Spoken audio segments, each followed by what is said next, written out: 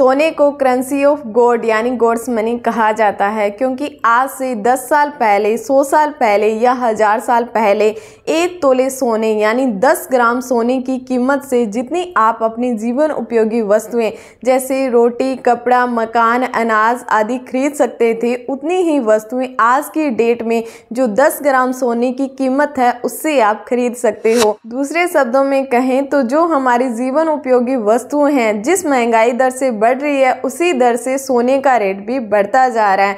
नमस्कार दोस्तों, clarity of life channel में आप सभी का स्वागत है। आज इस वीडियो के माध्यम से हम सोना यानी गोल्ड से पैसे कमाने के बारे में चर्चा करेंगे। यदि आप इस आइडिया को फॉलो करते हो तो आप एटलीस्ट कम से कम 15% या इससे भी अधिक रिटर्न प्राप्त कर सकते हो। वीडियो के एंड में हम उस टिप के बारे में बात करेंगे जिसमें आप अपनी नेटवर्किंग को बढ़ा सकते हो, एक नीश मार्केट डेवलप कर सकते हो।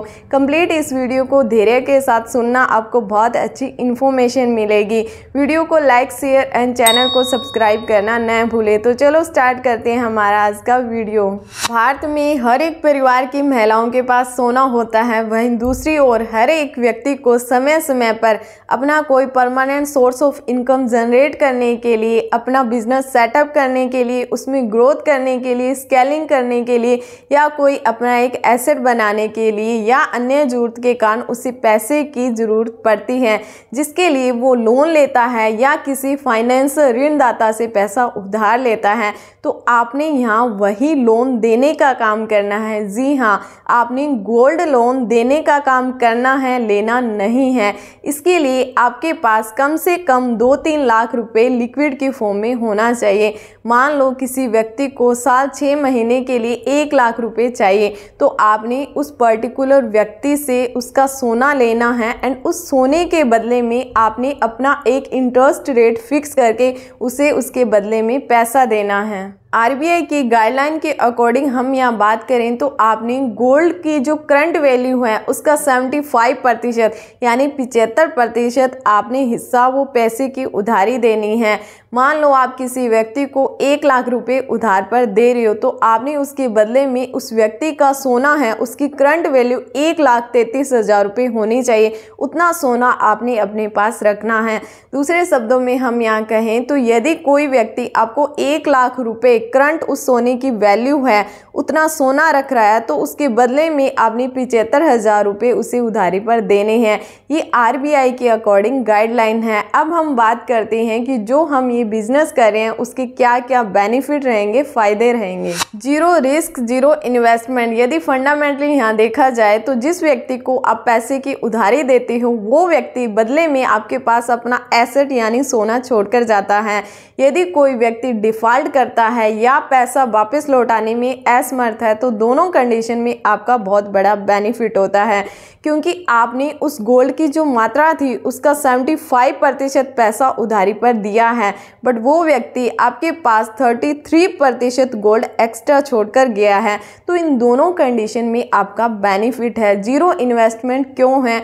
क्योंकि जिस व्यक्ति को आप पैसा उधार देते हो उसके बदले में आप उससे सोना अपने पास रखते हो, तो इसमें जीरो इन्वेस्टमेंट है। जीरो रिस्क क्यों है? क्योंकि वो व्यक्ति डिफॉल्ट करता है या पैसे वापस नहीं लौटाता है तो आपका इसके अंदर बेनिफिट होता है, क्योंकि आप सोने की 33% मात्रा अपने पास अधिक रख रहे हो। दूसरा, इस बिजनेस का ये फ़ायदा है कि आप इस बिजनेस को घर बैठे बैठाए आरामदारी के साथ कर सकते हो। न तो इसके लिए आपको कोई मशीनरी सेटअप करनी है, न आपको स्टाफ हायर करना है, न आपको किराया देना है। जब आप चाहो इस बिजनेस को कम से कम समय में बाइंड अप कर सकते हो। यदि आपका मन बनता है कोई और बिजनेस करने का या आपका कोई एसेट है वो क्रिएट करने का, तो आप आसानी से अपना पैसा कलेक्ट करके उसमें डाल सकते हो, बिकॉज यहाँ न तो मशीनरी का डेप्रिसिएशन होगा, न स्टाफ का कोई इश्यू रहेगा, न ही आपको किसी को किराया रेंट का आदि इश्यू रहेंगे। तो आप इस बिजनेस को आसानी से बाइंड अप कर सकते हो, घर बैठे बैठाए इस बिजनेस को स्टार्ट कर सकते हो। तीसरा, इसका जो सबसे इम्पोर्टेंट बेनिफिट है वो क्या है कि आपको बिना किसी रिस्क के, बिना किसी इन्वेस्टमेंट के, सिर्फ कंडीशन ये है कि आपके पास पैसा लिक्विड की फॉर्म में होना चाहिए, उसके माध्यम से आप 15% या उससे भी अधिक का रिटर्न प्राप्त कर सकते हो। जब आप ये बिज़नेस स्टार्ट करते हो तो उससे पहले आपको कुछ एक सावधानियों के बारे में पता होना चाहिए। जैसे सबसे पहले हम बात करते हैं लीगल एस्पेक्ट की। जब आप ये बिज़नेस करने जा रहे हो तो आपको एक रजिस्ट्रेशन करवाना पड़ता है, जिसे मनी लेंडर या साहूकारिता का रजिस्ट्रेशन कहते हैं। यदि आप 1 करोड़ रुपए से अधिक का लोन देने जा रहे हो या अपने बिजनेस को ग्रो करने के लिए किसी से मनी डिपॉजिट करते हो, पैसे लेते हो, तो आपको RBI रेगुलेशन के अकॉर्डिंग एज एन NBFC का एक रजिस्ट्रेशन करवाना पड़ेगा। इसी प्रकार से अन्य कुछ लीगल एस्पेक्ट होते हैं, जैसे GST, टैक्स, KYC आदि के बारे में आपको नॉलेज होनी चाहिए। यदि आपको इन बातों की इंफॉर्मेशन नहीं है, आपका कोई डाउट है, तो please write in comment section, I will reply you.